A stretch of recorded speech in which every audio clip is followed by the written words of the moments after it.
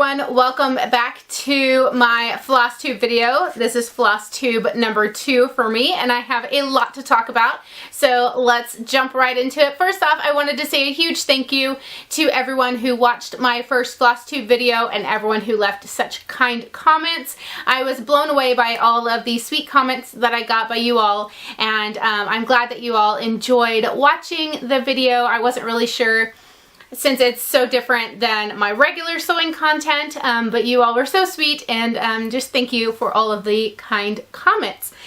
Since making that video, I have done a ton of stuff that is cross stitch related, so I'm going to jump right into all of the stuff that I have been working on. First up is I did do some fabric dyeing. I mentioned in my last video that I wanted to try doing some coffee tea dye, and I did do that. So let me show you what all I did. So the first batch, I tried to do a pretty dark look, and I guess it's not as dark as some people do, but it's pretty dark for me considering it started out very bright white. So this was done with, I think it was like 5 tea bags and then maybe a half cup, no, less than a half cup of instant coffee. And so I really like how it turned out. I think it looks really great. I did move it around a lot while I was baking it. Like, I would bake it for a little while and then I would kind of move it around. I realized after the fact, because I moved it around so much, I didn't get as much really dark lines in it. I got kind of lighter variation in it. So next time I'm going to definitely leave it alone while it's baking and not keep checking on it and kind of moving it around and stuff. But since it was my first time, I was kind of worried about it and I kept checking on it. So now I know to just leave it alone, let it be, and it'll be just fine. So after that, I decided to see if I could get different colors with different kinds of tea. So I tried using some like raspberry and some hibiscus tea. I'm thinking I would get maybe a little bit of a pinkish tone. And here's how it turned out. It's not really pink looking at all. If you hold it up to the first one, you can maybe kind of see a little bit of pink right here. But overall, it just turned out a lighter color. I do still like it. It's definitely more subdued. I prefer the darker one for sure. So now I know. It was a fun experiment. And then I baked it as well like I did the first one. It's actually a larger piece than that. I'm just waiting to show you the rest of it until later. And then after that, I was having so much fun, I decided to try my hand at Kool-Aid dyeing. And this is going to be really hard to show because I've stitched on a lot of it already. But I used some blue raspberry Kool-Aid, I think it was. Or blueberry Kool-Aid, I think it's. I don't know. It was not the ice blue raspberry lemonade. It was a different one. But anyway, here is how it looks. It is very hard to tell on camera. It is a light turquoise color. Sorry, my light makes it really hard to tell. But it's pretty pale. If it's not up against something white, it does definitely get washed out and look very pale. But I do still really like how it turned out. I baked it as well, so it has those darker areas, and I wanted this to resemble part of the ocean for a project I'm doing. Here's a different section of it where you can see more of the darker area, but this is for a project that is related to the ocean. So I just wanted something that would kind of have that look of maybe tropical waters where the sun is coming through the water and it has kind of the different tones and the waves and stuff. So that's what I was going for, and I think it turned out pretty good for that. And like I said, I've already stitched on it and I can't quite show that project yet. It is kind of a surprise project that I'm working on. So unfortunately, you do have to keep waiting for that. If you are interested in seeing more of my day-to-day stuff like the fabric dyeing and just the cross stitch that I'm actively working on each day, definitely follow me on Instagram at Whitney_Sews because I am posting a lot over there in my stories. And if you want to see things that I've already posted that you may have missed, you can go to my Instagram profile, and then underneath my bio section, there's the story highlights. And I have a highlight for my cross stitch stuff, and I have a highlight for my fabric dyeing. So I have more information over there, and you can see it in a more timely fashion. So first up for my progress, last week I had talked about the project I wanted to start, or not last week, last video, I talked about the project I wanted to start, which was the Victorian mice out of the magazine from 1993. And where did I put that? Right here. I'm going ahead and showing the pattern itself because this is long out of print, and the actual examples of the project are tiny and horrible photos. So here is the project I'm working on. I made a lot of progress on the father mouse right here. I just have to finish his face and the sheet music that he's holding, and then I have some back stitching to do. I'm not going to do all of the back stitching that the pattern calls for just because I don't think it's necessary for the design. But I do really like how it's turning out, and I did change quite a few of the colors. I apparently cannot follow any pattern exactly as it's supposed to be. So I did change some of the colors, and I really like it. Like, I took the red out of the scarf because I felt like it had enough red already. And then I realized the pants were supposed to be this super, super pale gray that looked basically white, and I didn't like that, so I went with green pants so that he would be more Christmassy. And then I kind of got tired of working on him, so I skipped ahead and started on the little boy mouse. I just have his hat and the top of his head here. And then I took a break from that because I felt like I was using just a lot of the same colors over and over, and I wanted a little bit of a break on those like browns and tan tones. So I skipped over to my other fabric and I started making this. This was a free design. Oh, I don't have my phone. It was a free design. I think it was like Pinker and Pumpkin or something like that. I forget the exact name. I meant to have my phone with me so I could read it off my phone. But I will link to it down below in the video description box. So check down there. I apologize if I got the name wrong. I probably did. And one thing I learned or was reminded of is I am terrible at counting.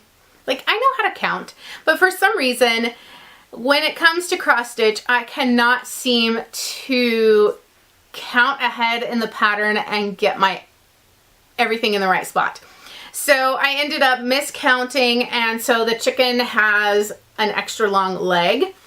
And I changed like the font for the numbers, and somehow that got off, and so I had to make the border bigger, which meant I had to add more snow to make it even and all this stuff. But you know what? I like how it turned out, and I think it's cute.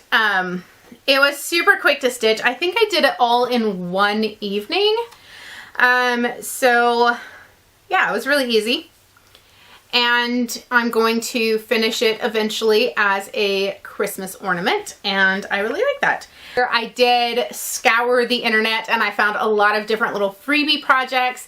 That way I would have some small things I could stitch up when I just wanted a quick project, or I wanted to change from a bigger project I was working on, and kind of get a feel for a lot of different types of designs and a lot of different designers.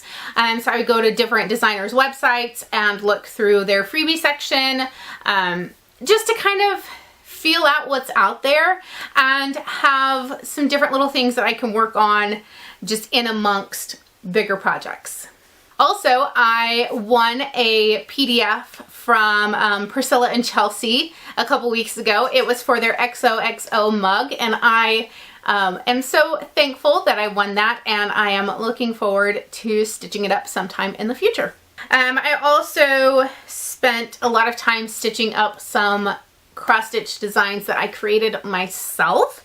I have discovered a love for creating my own cross stitch patterns, which is really cool. I never would have imagined that that would be something that I could do, let alone something I would enjoy doing, but I really enjoy it. And so I've designed a few different projects already, and I have stitched some of them up, and they look incredible, and I hope to share them with you in the future.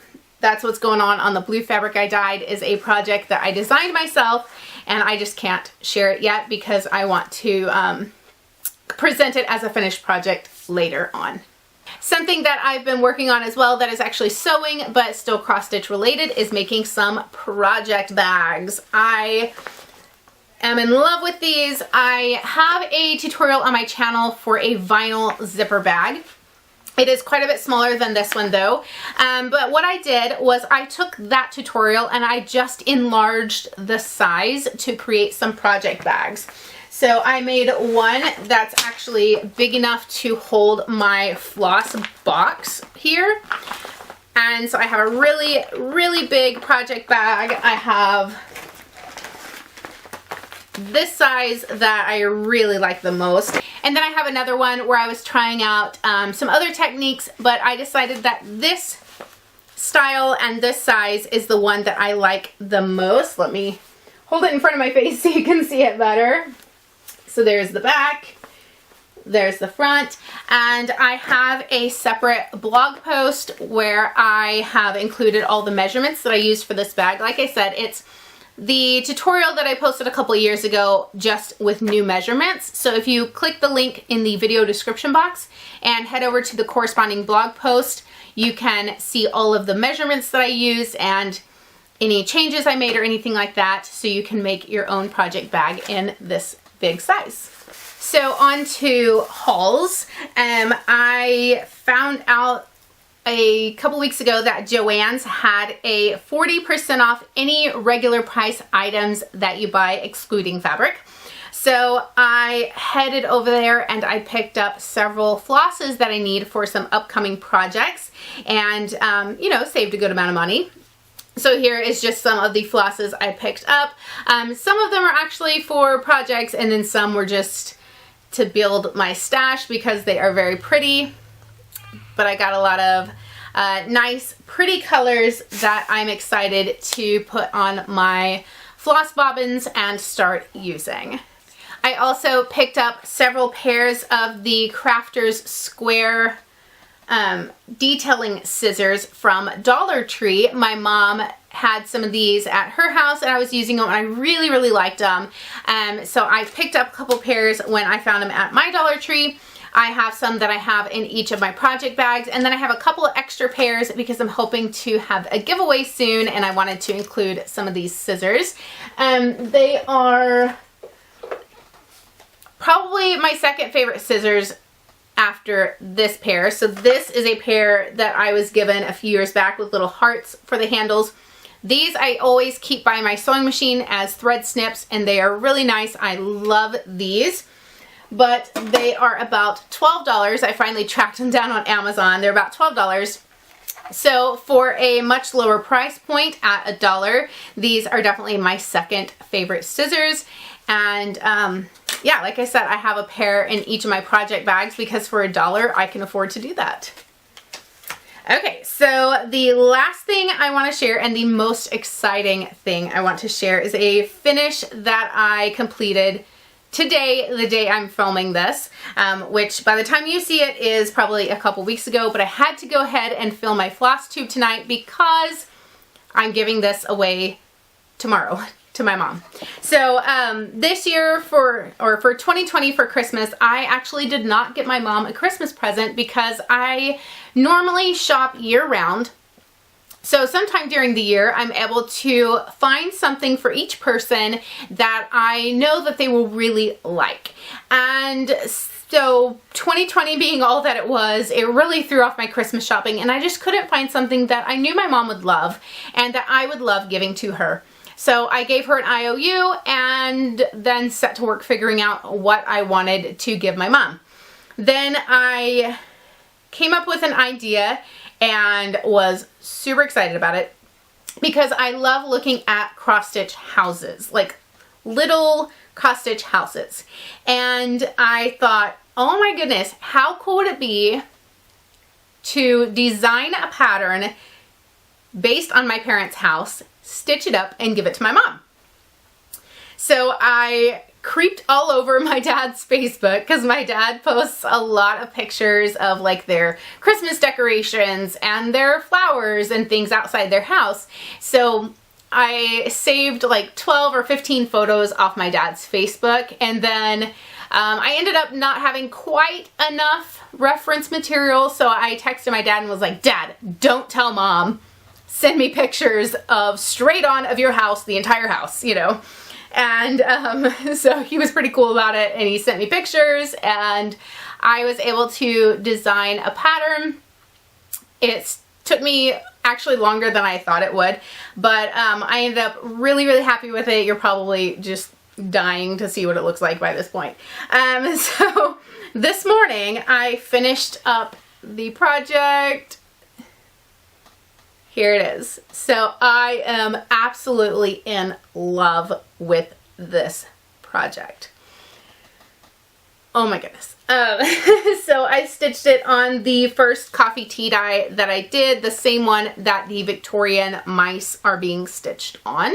And if you know me at all, keeping secrets is like the hardest thing in the world for me to do. Oh my goodness. I'm gonna see my mom tomorrow, and I am barely holding it together of not sending pictures to her. Anyway, okay. So I will have a separate blog post all about this because there was a ton of specialty things that I did for this. For example, all of this stonework here was done using a mix of a whole bunch of different threads. So I would pick 2 different thread colors and stitch a few of these, and then I would use one of those thread colors and then a new thread color and mix those together and stitch until I had a whole variety of colors mixed in so it looked how their house looks with stone and a lot of different colors. I also did the same down here for the hydrangeas. These are hydrangea bushes, and my parents have 2 humongous hydrangea bushes outside right next to their front porch. And hydrangeas are a mix of purple, white, and blue, so it was really important to me to get kind of that color mix, and so I did a lot of that here, and I just did a lot of like specialty things, and I'm really proud about it. So again, link below in the video description box so you can see close-up pictures as well as like written out detail of all of the kind of specialty things that I added into this project. And I will have this pattern actually for free available on my website, so make sure you go check out that blog post. You can find the PDF of this cross stitch pattern over there in case you want to stitch it up yourself. I'm not sure who all would be interested in that since it is a replica of my parents' house. But if it interests you, you can go over there and check it out and download your PDF. Okay, so after I got all of this stitched up and everything, I mounted it on a piece of cotton that looks like denim, and then I did another piece that is red polka dots, a similar red to what their front door is painted. And then this is a wood cutout that I found at Walmart, and this back here is also a piece of wood from Walmart. And I was afraid the white on white would be too much, so I actually took it outside and spray painted it red. So it give it just a bit of dimension, like kind of a shadow on it. And then, so I got it all put together, and I felt like it needed just a little bit more. So I used my AccuQuilt Go that a viewer actually gave me a couple of years ago. And I cut out a bunch of felt flowers and I put them together. So I made these beautiful flowers this morning, just on a whim, and it turned out so amazing. I am so in love with it. I cannot wait to give it to my mom tomorrow and see what she thinks. My dad is, like I said, is completely in on this. He has seen the finished picture and everything, but it is a total surprise for my mom, and yeah, I think she's really gonna love it. Oh, and I forgot to mention that it is held on with a magnet. So this is a rare earth magnet that I had bought on Amazon, actually for a costume that I'm making for Jeremiah to hold the cloak in place. And then I attached, I don't even know what this is. I just went through the toolbox until I found something metal. And it was actually an L-shaped bracket that I hammered flat and then glued on. And it just snaps on there. That way, I was a little bit worried that I wouldn't be able to mount this securely on the wood without using the magnet, and that's why I used it. It's not because I think it needs to be like interchangeable or anything, although now I kind of want to stitch up different seasons.